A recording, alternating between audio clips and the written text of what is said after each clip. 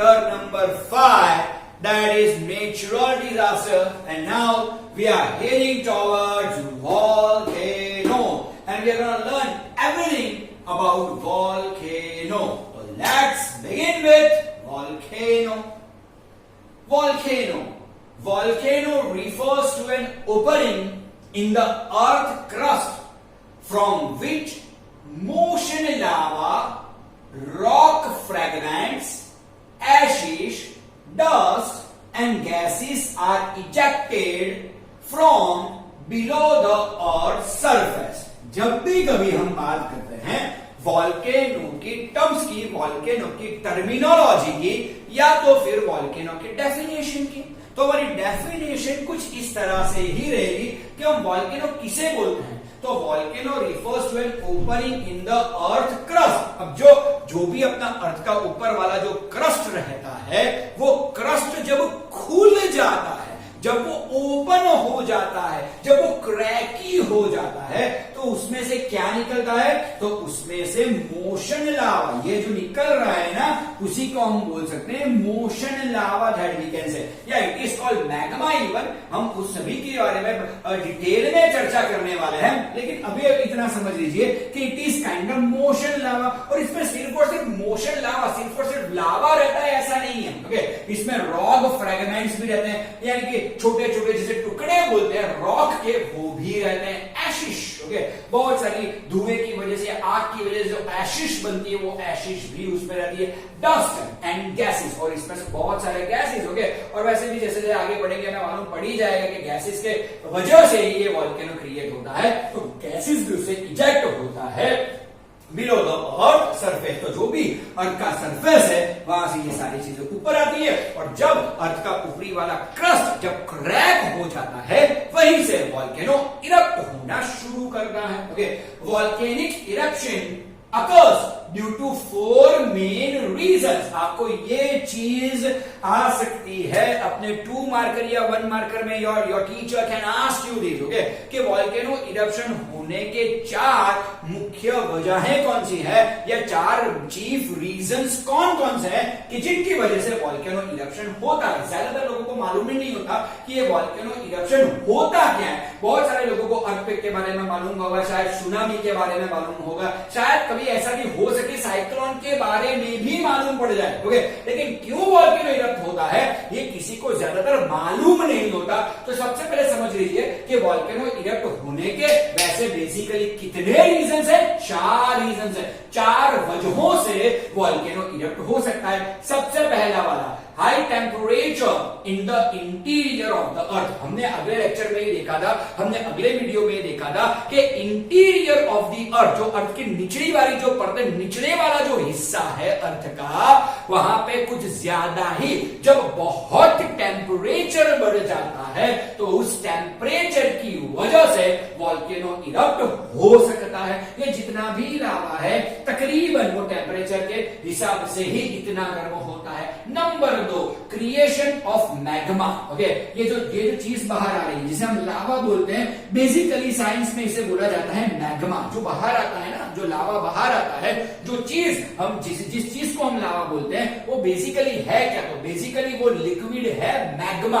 तो अर्थ की सरफेस के नीचे क्या होता है? तो अर्थ की सरफेस के नीचे कुछ ऐसा ही होता है कि मैग्मा जब ज्यादा आकार क्रिएट हो जाता है, एक हद से ज्यादा जब मैग्मा क्रिएट हो जाता है, तो क्रिएशन ऑफ दी मैग्मा, वो भी उसका एक प्राइम रीजन है वॉल्केनो इरप्शन के लिए. Number 3, creation of gases and vapour. Okay, अब सबसे पहले समझ लीजिए कि जो सरफेस का या अर्थ का सबसे निचले वाला हिस्सा है, सबसे निचले वाले हिस्से के नीचे भी गैसेस तो रहती ही है. अब जब वो गैसेस बाहर आने की कोशिश करती है, वेपर को साथ में लेके बाहर आने की कोशिश करती है, अगर वहां पे मैग्मा का क्रिएशन अगर हो चुका है, ज्यादा हिस्सों में वहां पे अगर मैग्मा है, तो या creation of gases and vapour can be dangerous. Why? Because it can result into a volcano eruption, rising of towards और सरफेस, और वो सब सारी की सारी चीजें जब अर्थ में से बाहर आने की कोशिश करने लगे, बस आप इतना समझ लीजिए कि भाई वोल्केनो इरप्शन होगा ही होगा।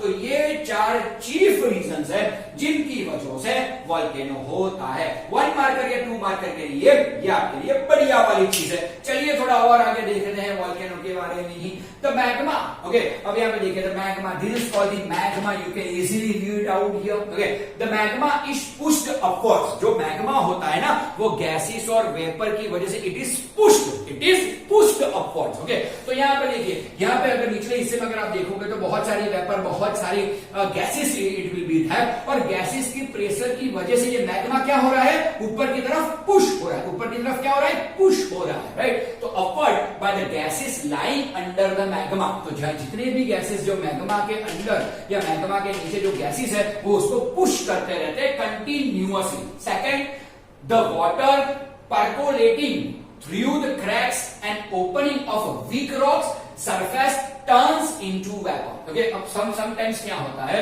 कि ये जो रॉक वाली जो चीजें होती है, जब भी वहां पे बारिश होती है या पानी गिरता है तो बहुत सारी चीजें ऐसी होती है जो परकोलेट होती है, जो खुली रहती है, जो क्रैक्स वाली जगह होती है, वहां से पानी क्या होता है, अंदर जाता है। अब जब मैग्मा से भरी हुई जगह पे पानी अंदर जाता है, अगर बहुत सारी गर्मी के बीच में अगर पानी को डाल दिया जाए तो पानी किसमें कन्वर्ट हो जाएगा, पानी वेपर में कन्वर्ट हो जाएगा। तो वेपर यहां से कहां जाए, गैसेस तो हो सकते हैं, right. Natural gases are always below the surface of the earth, तो वो एक नेचुरल सी चीज है। लेकिन यहाँ पे वेपर कहां से पहुंच गया, ओके। तो आप जानते हैं कि जब भी कभी ऐसी जगहों पे जहां पर वोल्केनो इरप्शन ओकेजनली होता है, वहां पर जब भी बारिश गिरती है तो वो due to the percolation through the cracks, okay. होता क्या है, तो यहाँ पे बहुत सारी क्रैक्स है, क्रैक्स में से क्या होता है कि पानी अंदर चला जाता है। अब पानी किस हिस्से में गया है, पानी रॉक के उसी हिस्से में गया है कि जहां पे मैग्मा है। मैग्मा का टेम्परेचर बहुत ही ज्यादा होता है, तो डायरेक्ट वाटर किसमें कन्वर्ट हो जाएगा,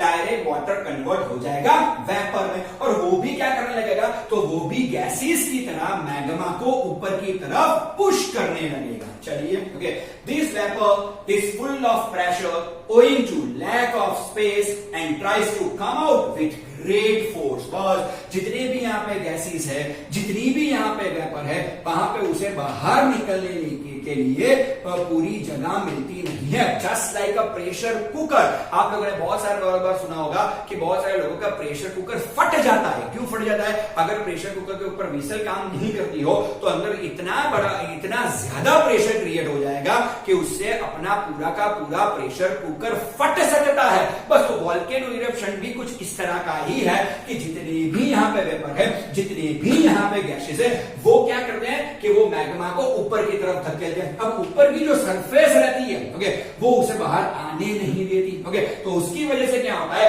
कि बहुत बुरा वाला जो प्रेशर रहता है, वो बहुत हाई मैग्नीट्यूड का जो प्रेशर रहता है, वो यहाँ पे क्रिएट हो जाता है। और जब वो उस लेवल का जब प्रेशर वहां पे क्रिएट होता है तो वो क्या होता है, फोर्स के साथ बाहर आता है। तो आप जब भी देखेंगे कि जब भी वोल्केनो फोर्स के साथ बाहर आता है तो वो काफी ऊंचाई तक जाएगा, ओके, और बहुत तबाही ये वोल्केनो मचा भी सकता है। This vapour also causes magma to rise upwards, okay. और जो वेपर है वो वेपर ही, ओके, मैग्मा को ऊपर की तरफ कंटिन्यूअस धकेलती रहती है। The gases present in the magma reach near the surface of the earth and erupt with high pressure in the form of lava, ash, gases, rock, pieces of various shapes and size, etc. And this is known as volcano। तो volcano में क्या होता है कि जो gases रहती है, vapour नीचे से प्रेशर करता रहता है, गैसेस यहाँ पे जमा हो जाती है, और जब भी सरफेस के ऊपरी वाले हिस्से में या अर्थ के ऊपर वाली सरफेस पे जब भी वो प्रेशर क्रिएट होता है और अर्थ जब गिव अप कर देता है, जो अपना ऊपर वाला क्रस्ट है, जब वो गिव अप कर देता है तो यहां से मैग्मा कुछ इस तरह से बाहर निकलता है। और जो मैग्मा, जो हाई प्रेशर वाला जो मैग्मा है जिसमें गैसेस भी है, जब वो बाहर निकलता है तो कौन कौन सी चीजें उसमें रहती है? लावा यानी कि मैग्मा तो रहता ही है, एशिश भी रहती है, गैस, रॉक्स, छोटे छोटे PCS, okay, various shapes and size के, वो सारे के सारे उसके साथ इरप्ट यानी कि बाहर आ जाते हैं और उसी को हम किस नाम से जानते हैं? और उसी को हम जानते हैं वोल्केनो के नाम से। चलिए थोड़ा आगे, okay, all this volcano, okay, residuals come on the surface. Residual means क्या? रेसिड्यूअल मींस जो भी बाकी बचा हुआ था वो सब कुछ निकल के बाहर आएगा, ओके, तो बाकी बचा जो कोई भी है उसे रेसिड्यूअल बोलते हैं। All this volcano residuals come on the surface of the earth and form a mountain-like structure. Okay, वो जब भी बाहर आएगा तो mountain-like structure create करेगा। You can easily understand that कि जब भी वो प्रेशर से बाहर आएगा तो बहुत ही प्रेशर से जब बाहर आएगा तो एक माउंटेन टाइप स्ट्रक्चर वो क्रिएट करेगा। तो उसके जितने भी रेजिड्यूल्स है, चाहे वो गैस हो या स्टोन्स हो या रॉक्स हो, ओके, या मैग्मा हो या लावा हो, वो क्या करेगा? जितना भी उसका रेजिड्यूल है वो एक माउंटेन लाइक स्ट्रक्चर को कंस्ट्रक्ट करेगा। If the amount of gases and vapor is more and the vent on the earth's surface is narrow, then the eruption is dangerous. Okay, अब आप इतना समझ लीजिए कि एक माउंटेन पे शायद वॉल्केनो इरप्शन हो रहा है। चलिए ऐसा सोच लीजिए कि वॉल्केनो इरप्शन हो रहा है और उसका जो वेंट है, जो बाहर आने का जिसे हम वेंट बोलते हैं, वो वेंट कैसा है? कम वाला है, ओके। अब जब वो वेंट कम है, छोटा है और अंदर का मैग्मा, अंदर का लावा कुछ हद तक ज्यादा ही है, तो आगे जाके जो अर्थ की ये सरफेस है वो तो गिव अप करेगी और तब जो भी लावा निकलेगा अंदर से वो काफी तबाही मचाने वाला होगा, ओके। ये ऐसा आप सोच सकते हो कि ये कुछ दिवाली में जो हम अनार जलाते हैं वो अनार जैसा कुछ हो जाएगा, ओके। लेकिन यहाँ पे दूसरा भी पढ़ लेते हैं हम, और ये काफी डेंजरस रहता है। ये जो हिस्सा रहता है जब ये फटके बाहर आता है तो लार्ज एरिया में जाता है and that is quite a dangerous kind of thing. क्यों डेंजरस है? क्योंकि यहाँ पे मैग्मा का अमाउंट ज्यादा है और जो अर्थ का जो वेंट था वो काफी छोटा वाला है। इसी वजह से मैग्मा फुल प्रेशर से बहुत जोरों से बाहर आएगा, like a fountain it will come out and spread across a large area, okay. But if the amount of the gas is less and the vent is broad along, then the molten lava, molten या लावा यानी liquid लावा जिसे हम बोलते हैं, वो ज्यादातर liquid ही रहता है। molten lava comes out slowly and spreads itself on the earth surface, okay। अब ऐसा सोचिए, okay, कि माउंटेन लाइक ही एक स्ट्रक्चर है और इसमें लावा का प्रेशर कुछ ज्यादा हद तक बढ़ गया है, लेकिन यहां पे क्या है? तो जो अर्थ का जो वेंट है, ओके, वो वेंट बड़ा वाला है। जैसे ऐसा समझ लीजिए अर्थ का जो वेंट है वो वेंट कैसा है? बड़ा वाला वेंट है। प्रेशर तो होगा ही होगा, यहाँ पे सभी जगह प्रेशर रहेगा और एट लास्ट इवेंचुअली जो अर्थ की जो सरफेस है वो गिव अप भी करेगी। लेकिन यहाँ पे क्या है? वेंट का हिस्सा बड़ा वाला है, ताकि क्या होगा? वो फाउंटेन की तरह बाहर नहीं आएगा, वो अनार की तरह ऊपर नहीं जाएगा, वो धीरे धीरे धीरे धीरे धीरे धीरे धीरे करके वो वहां से बाहर आएगा। तो इस तरह से जब मॉल्टन लावा बाहर आता है, कुछ इस तरह से मॉल्टन लावा बाहर आता है, तो वो ज्यादा डेंजरस होता नहीं है। क्यों? क्योंकि ये लावा काफी स्लो तरीकों से बाहर आ रहा है। क्यों स्लो तरीकों से बाहर आ रहा है? क्योंकि जो अर्थ का ऊपर वाला जो वेंट है, अर्थ का ऊपर वाला जो हिस्सा है वो बड़ा है और अंदर जो कोई भी लावा का जितना भी मटेरियल है, ओके, वो कम है और ऊपर का वेंट ज्यादा है, ओके। तो तब क्या होगा कि बहुत धीरे से वो बाहर आएगा और एक्चुअली अर्थ की सरफेस पे वो जाके जम जाएगा, तो काफी डेंजरस नहीं रहेगा। डेंजरस लावा कब बनता है?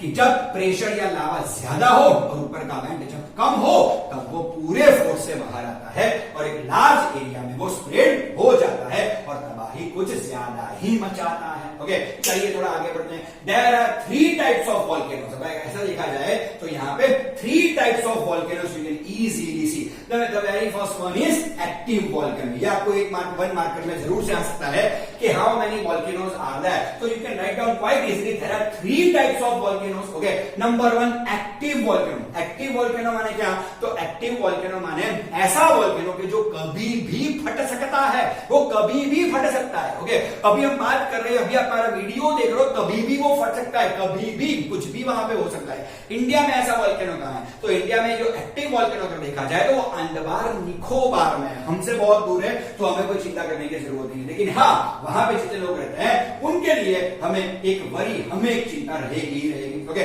Number 2 is dormant volcano. Okay, dormant volcano माने क्या? तो डॉर्मेंट वॉल्केनो माने sleepy volcano, we can speak like this, it's a sleepy volcano. Okay, वो कई सालों से या कई सदियों से उसका इरप्शन नहीं हुआ है। ओके, और शायद अगले कई सालों तक या अगले कई सदियों तक उसका इरप्शन ना भी हो। ओके, तो उसे हम क्या बोलते हैं? तो उसे हम बोलते हैं डॉर्मेंट वॉल्केनो। ओके, तो ऐसे वॉल्केनो को हम क्या बोलेंगे? डॉर्मेंट, यानी कि स्लीपी वॉल्केनो जिसे हम बोल सकते हैं आसान भाषा में। ओके, और तीसरा वाला कौन सा है? That is extinct volcano. Extinct volcano क्या यानी क्या? तो एक्सटिंक्ट वॉल्केनो माने क्या कि एक बार वहां से वॉल्केनो इरप्शन या तो इस तरह से या तो इस तरह से वॉल्केनो इरप्शन हुआ है, और वॉल्केनो इरप्शन के बाद जो कोई भी मैग्मा अभी भी अंदर बचा हुआ है उसे हम बोलते हैं एक्सटिंक्ट वॉल्केनो। ओके, तो जब भी हम कभी बात करेंगे तो वॉल्केनोस इसी तरह के होते हैं। सबसे पहला कौन सा है? एक्टिव वॉल्केनो, दूसरे कौन से है? डॉर्मेंट वॉल्केनो, और तीसरे कौन से हैं? Extinct volcano. चलिए अब देखते हैं कि वॉल्केनो कहां पे पाए जाते हैं, कहां पे वॉल्केनो है।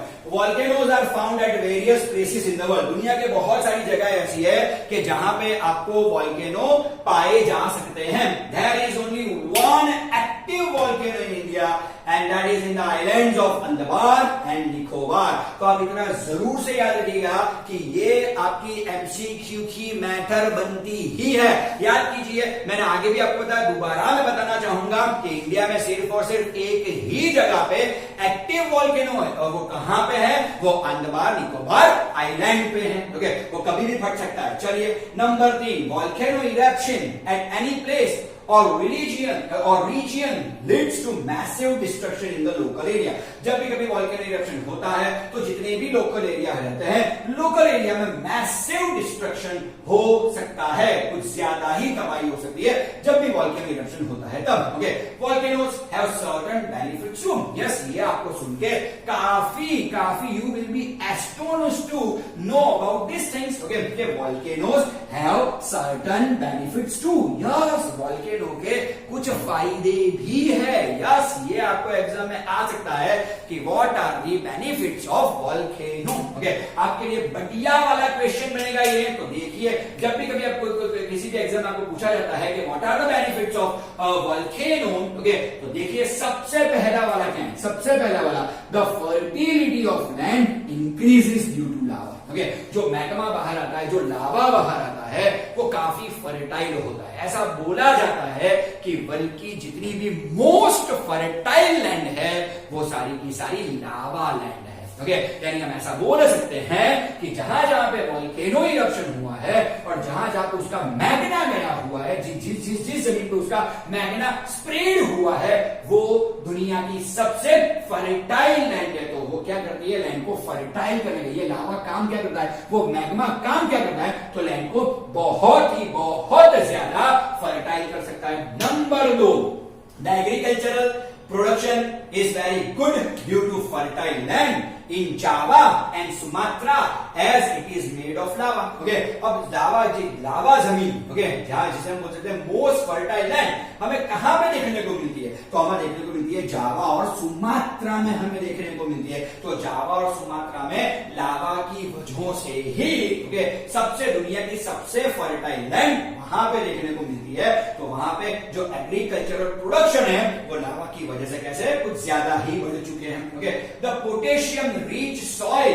from the volcano residuals helps the farmers to obtain abundant crop production। Okay, the potassium rich soil, जब भी मैग्मा गिरता है तो मैग्मा में सबसे मैग्मा किससे भरा हुआ आता है? वो पोटेशियम से भरा हुआ आता है। ओके, तो वो लैंड को क्या करती है? द पोटेशियम रीच सॉइल, वो सॉइल को पोटेशियम से एनरीच कर देता है। और जब भी मैग्मा और लावा की वजह से, ओके, ये पोटेशियम रीच जो सॉइल है, ओके, उससे क्या होता है कि फार्मर्स को क्रॉप कुछ ज्यादा ही मिलते हैं, उसकी इनकी फसल बहुत बढ़िया वाली होती है। द हॉट वाटर स्प्रिंग्स, ये बढ़िया वाला है, ये आप शायद कभी भी नहीं जान पाओगे। Okay, the hot water springs in the areas of volcano have germ killing property and that cures skin diseases. Okay, अगर आप कभी भी हिमालय में गए हो या अमरनाथ या केदारनाथ जैसी जगहों पर आप गए हो तो आपको मालूम ही होगा कि वहां पे बहुत सारे हॉट स्प्रिंग्स हैं। हम सोचेंगे कि यहाँ पे माइनस टेम्परेचर चलता है, फिर भी यहाँ पे हॉट स्प्रिंग्स किस तरह से। ओके,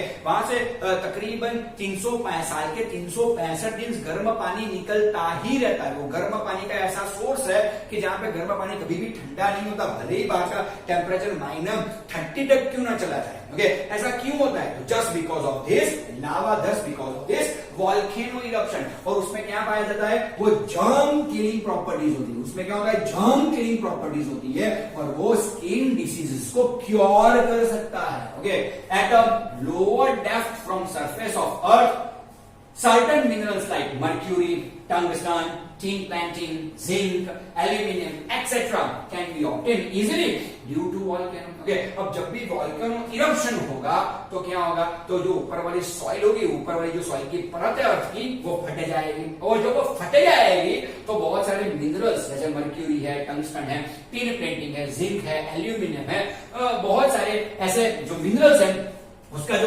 इरप्शन करना होता है, जो हमें प्राप्त करना होता है, वो इसीलिए हम प्राप्त कर सकते हैं ड्यू टू वॉल्केनो। वो जगह पूरी की पूरी क्रैक हो चुकी है इन्हीं वजहों से। Okay, the lava that cools down inside the went of extinct volcano turns into diamonds with the passage of time. मैंने आपको बताया आगे कि एक्सटिंक्ट वॉल्केनो किसे बोलते हैं। ओके, तो जब भी लावा फट के बाहर निकल जाएगा, ओके, लेकिन फिर भी मैग्मा थोड़ा बहुत तो अंदर बचेगा ही बचेगा। ओके, जो एक्सटिंक्ट वॉल्केनो, जो लावा बच गया उसे हम क्या बोलेंगे? Extinct volcano. वो पूरा का पूरा कूल डाउन ही हो जाएगा। आज एक दो दिन में वो कूल डाउन नहीं होगा, साल 2 साल में वो कूल डाउन जाके होगा।